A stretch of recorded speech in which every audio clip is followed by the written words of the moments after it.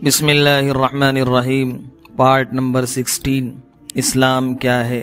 تالیف حضرت مولانا محمد منظور نعمانی نور اللہ مرقدہ۔ اس کا چھٹا سبق ہے تقوی اور پرہیزگاری۔ اس کی کچھ باتیں پارٹ نمبر 15 میں پڑھی جا چکی ہیں، اس پارٹ میں اسی سے آگے پڑھا جاتا ہے۔ اسی طرح رسول اللہ صلی اللہ علیہ وسلم نے بھی ایک حدیث میں فرمایا ہے، مجھ سے زیادہ قریب اور مجھ سے زیادہ پیارے وہی لوگ ہیں جن میں تقوی کی صفت ہے، خواہ وہ کسی قوم و نسل سے ہوں اور کسی بھی ملک میں رہتے ہوں۔ تقوی یعنی خدا کا خوف اور آخرت کی فکر ساری نیکیوں کی جڑ ہے۔ جس شخص میں جتنا تقوی ہوگا اس میں اتنی ہی نیکیاں اور اچھائیاں جمع ہوں گی، اور اتنا ہی وہ برے کاموں اور بری باتوں سے دور ہوگا۔ حدیث شریف میں ہے کہ رسول اللہ صلی اللہ علیہ وسلم کے ایک صحابی نے آپ صلی اللہ علیہ وسلم سے عرض کیا کہ حضرت، میں نے حضور صلی اللہ علیہ وسلم کے بہت سے ارشادات اور بہت سی ہدایات سنی ہیں، اور مجھے خطرہ ہے کہ یہ ساری ہدایتیں اور نصیحتیں مجھے یاد نہ رہ سکیں، اس لیے حضور صلی اللہ علیہ وسلم کوئی ایک جامع نصیحت فرما دیں جو میرے لیے کافی ہو۔ آپ نے ارشاد فرمایا، اپنے علم اور واقفیت کی حد تک خدا سے ڈرتے رہو اور اسی ڈر اور فکر و تقوی کے ساتھ زندگی گزارو۔ یعنی اگر یہ ایک ہی بات تم نے یاد رکھی اور عمل کیا تو بس یہی تمہارے لیے کافی ہے۔ ایک دوسری حدیث میں رسول اللہ صلی اللہ علیہ وسلم نے ارشاد فرمایا، جسے خوف ہوگا وہ سویرے چل پڑے گا، اور جو سویرے چل دے گا وہ بروقت منزل پر پہنچ جائے گا۔ بس خوش نصیب اور کامیاب وہی ہیں جو خدا سے ڈریں اور آخرت کی فکر کریں۔ خدا کے خوف سے اور اس کے عذاب کے ڈر سے اگر ایک آنسو بھی آنکھ سے نکل آئے تو اللہ تعالیٰ کے ہاں اس کی بڑی قدر ہے۔ حدیث شریف میں ہے کہ اللہ تعالیٰ کو انسان کے 2 قطروں اور اس کے 2 نشانوں سے زیادہ کوئی چیز پیاری نہیں۔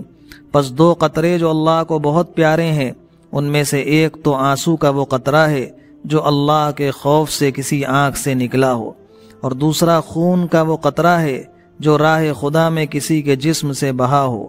اور جو 2 نشان اللہ کو بہت محبوب ہیں، ان میں ایک تو وہ نشان ہے جو راہ خدا میں کسی کو لگا ہو، یعنی جہاد میں زخم لگا ہو اور اس کا نشان رہ گیا ہو، اور دوسرا وہ نشان ہے جو اللہ کے فرائض ادا کرنے سے پڑ گیا ہو، جیسا کہ نمازیوں کی پیشانیوں اور گھٹنوں میں ہو جاتا ہے۔ ایک دوسری حدیث میں ہے، ایسا آدمی کبھی دوزخ میں نہیں جا سکتا جو اللہ کے خوف سے روتا ہو۔ الغرض خدا کا سچا خوف اور آخرت کی فکر اگر کسی کو نصیب ہو تو بڑی بات ہے، اور اس خوف اور فکر سے آدمی کی زندگی سونا بن جاتی ہے۔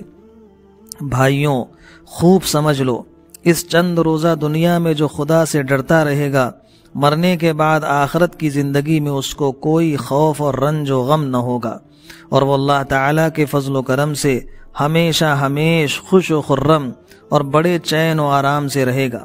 اور جو یہاں خدا سے نہ ڈرے گا اور آخرت کی فکر نہ کرے گا اور دنیا ہی کی لذتوں میں مست رہے گا، وہ آخرت میں بڑے دکھ اٹھائے گا اور ہزاروں برس خون کے آنسو روئے گا۔ تقوی یعنی خوف خدا اور فکر آخرت پیدا ہونے کا سب سے زیادہ مؤثر ذریعہ اللہ کے ان نیک بندوں کی صحبت ہے جو خدا سے ڈرتے ہوں اور اس کے حکموں پر چلتے ہوں۔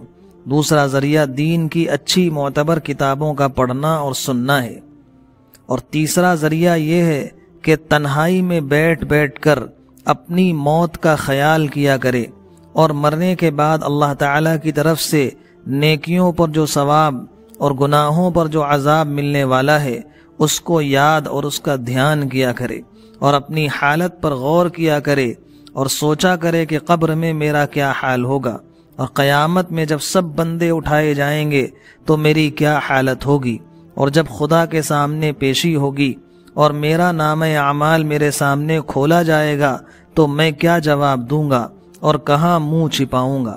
جو شخص ان طریقوں کو استعمال کرے گا انشاءاللہ اس کو ضرور تقوی نصیب ہو جائے گا۔ اللہ تعالی ہم سب کو نصیب کرے۔ وما علینا الا البلاغ۔ 16واں حصہ مکمل ہوا۔